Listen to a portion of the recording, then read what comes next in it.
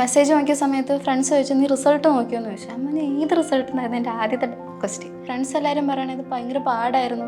അപ്പോൾ എനിക്ക് പേടിയായിരുന്നു ആക്ച്വലി റിസൾട്ട് വന്ന ദിവസം. റിസൾട്ട് വന്നപ്പം പാസ്സായി, നല്ലൊരു സ്കോർ ഉണ്ടെന്ന് പറഞ്ഞപ്പോൾ തന്നെ സമാധാനമായി.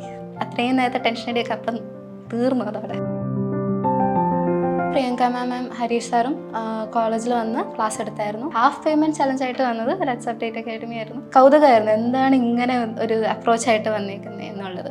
അപ് ടു ഡേറ്റ് മെറ്റീരിയൽസ്, പുതിയ പുതിയ മെറ്റീരിയൽസ് ക്വസ്റ്റ്യൻസ് ആക്കി തരാനും അത് എക്സാം ഓറിയൻറ്റഡ് ആയിട്ട് തന്നെ തരുന്നതുകൊണ്ട് തന്നെ ഞങ്ങൾക്ക് അത്രയും ടെൻഷൻ ഇല്ല എക്സാം അറ്റൻഡ് ചെയ്യാനായിട്ട്. ഹരീഷ് സാറിൻ്റെ റീഡിംഗ് ലെസൺസ് ആണെങ്കിലും പ്രിയങ്ക മാമിൻ്റെ ലിസണിങ് മൊഡ്യൂൾസും വളരെ ഹെൽപ്ഫുൾ ആണ്. നമുക്ക് തരുന്ന ടിപ്സ് ആൻഡ് ട്രിക്സ് ഒക്കെ വളരെ ഹെൽപ്ഫുൾ ആണ്.